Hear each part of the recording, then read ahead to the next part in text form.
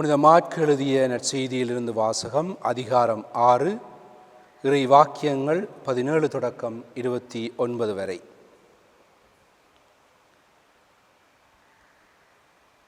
ஏரோது தன் சகோதரரான பிலிப்பின் மனைவி ஏரோதியாவை மனைவியாக்கிக் கொண்டிருந்தான். அவள் பொருட்டு ஆளனுப்பி யோவானை பிடித்து கட்டி சிறையில் அடைத்திருந்தான். ஏனெனில் யோவான் ஏரோதிடம், உம் சகோதரர் மனைவியை நீர் வைத்திருப்பது முறையல்ல என சொல்லி வந்தார். அப்போது ஏரோதியா அவர் மீது காழ்ப்புணர்வு கொண்டு அவரை கொலை செய்ய விரும்பினாள். ஆனால் அவளால் இயலவில்லை. ஏனெனில் யோவான் நேர்மையும் தூய்மையும் உள்ளவர் என்பதை ஏரோது அறிந்து அஞ்சி அவருக்கு பாதுகாப்பு அளித்து வந்தார்.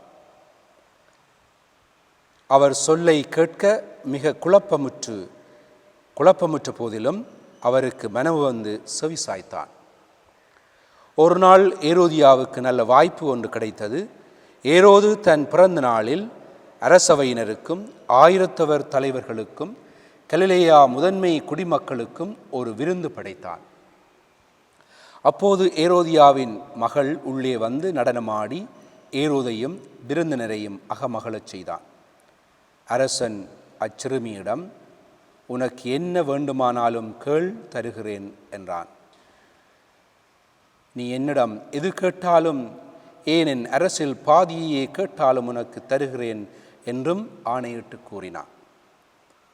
அவள் வெளியே சென்று, நான் என்ன கேட்கலாம் என்று தன் தாயை வினவினாள்.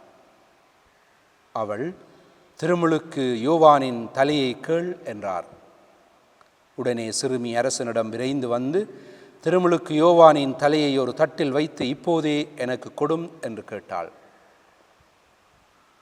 இதை கேட்ட அரசன் மிக வருந்தினான். ஆனாலும் விருந்தினர் முன் தான் ஆணையிட்டதால் அவளுக்கு அதை மறக்க விரும்பவில்லை.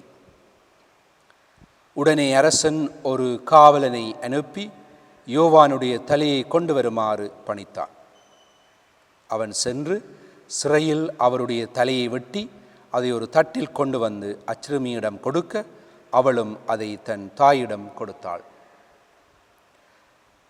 இதை கேள்வியுற்ற யோவானுடைய சீடர்கள் வந்து அவருடைய உடலை எடுத்துச் சென்று ஒரு கல்லறையில் வைத்தார்கள்.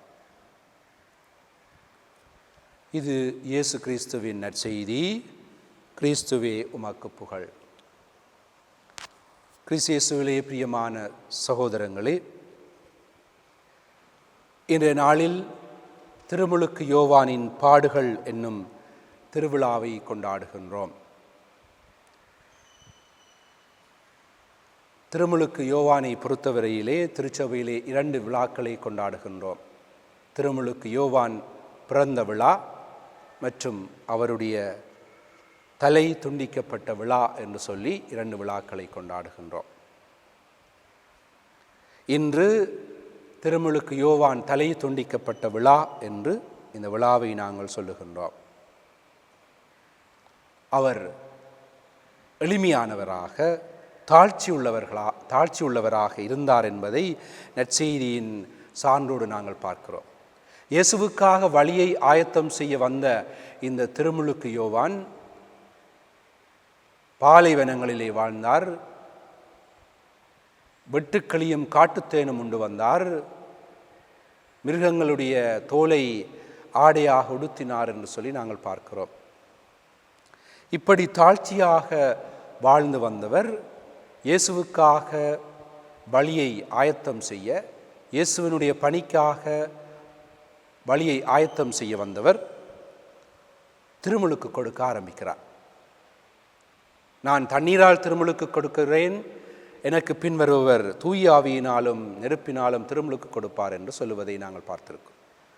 இந்த திருமுழுக்கு கொடுக்க ஆரம்பிக்கிற பொழுது மக்கள் கூட்டத்தினரை பார்த்து, படை வீரர்களை பார்த்து, ஆயக்காரர்களை பார்த்து, வரி தண்டுவர்களை பார்த்து போதிக்கிறார். இப்படியாக போதித்து கொண்டிருக்கிற பொழுதுதான் ஏரோதை பற்றி கேள்விப்பட்டு ஏரோதை கண்டிக்கிறார். ஏரோது தன்னுடைய சகோதரன் பிலிப்புவினுடைய மனைவியை கவர்ந்து வைத்திருந்தான். அதற்காகவே பிலிப்பை கொலை செய்தான் என்று வரலாறு சொல்கிறது. ஆகவே இப்படியான அநீதிக்கு எதிராக குரல் கொடுக்கின்ற ஒரு நீதியின் செம்மலாக திருமுழுக்கு யோவான் இருந்ததை நாங்கள் பார்க்கிறோம், வாழ்ந்ததை நாங்கள் பார்க்கிறோம். அதற்காகவே சிறைப்பிடிக்கப்பட்டு சிறையிலே இருந்த யோவான் மீது ஏரோதியாள் காழ்ப்புணர்வு கொண்டாள் என்று பார்க்கிறோம்.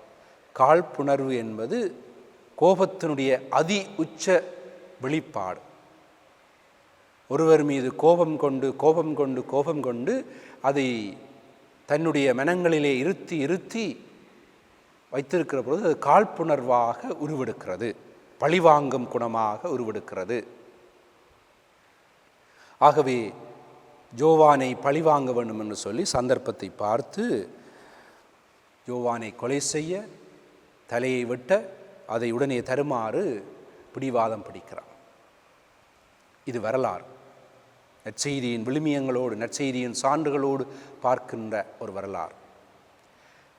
இந்த திருவிழாவும் இந்த நற்செய்தியும் இன்று எங்களுடைய காலங்களிலே பார்க்கிற பொழுது மிகவும் பொருத்தமாக இருக்கிறது. ஆட்சியாளர்கள், எங்களுடைய தலைவர்கள், மந்திரிமார் எல்லாரும் காழ்ப்புணர்வு கொண்டவர்களாக வாழுவதை பார்க்கிறோம். அவர்கள் மாத்திரமல்ல, மக்களில் பலரும் நாங்களும் காழ்ப்புணர்வு கொண்டவர்களாக வாழுகிறோம். அநீதிதான் இன்று தலை தூக்கி ஆடுவதை பார்க்கிறோம்.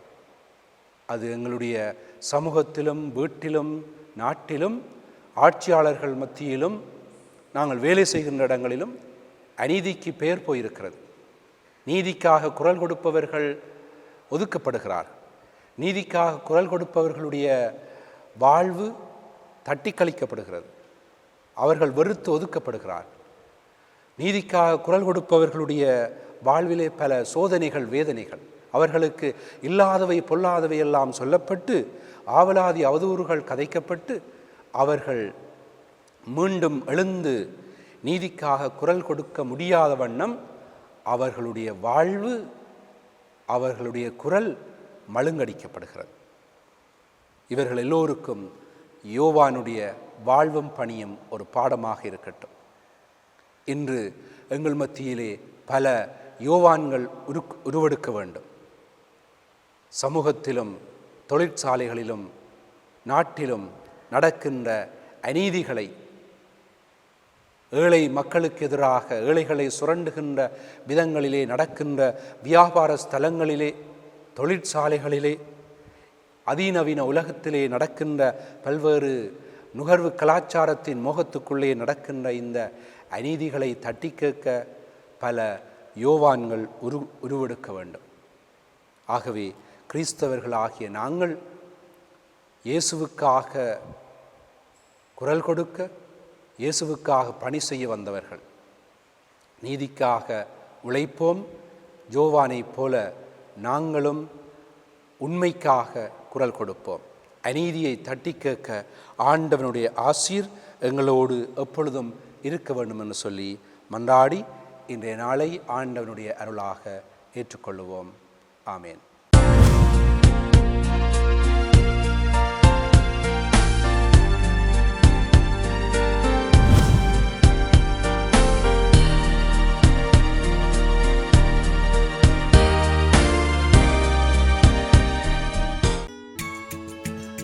ஹோலி மேடையில் புத்தம்புது நிகழ்ச்சிகளை உடனுக்குடன் பார்த்து மகிழ எமது ஃபேஸ்புக் மற்றும் யூடியூப் பக்கத்தை லைக் செய்யுங்கள்.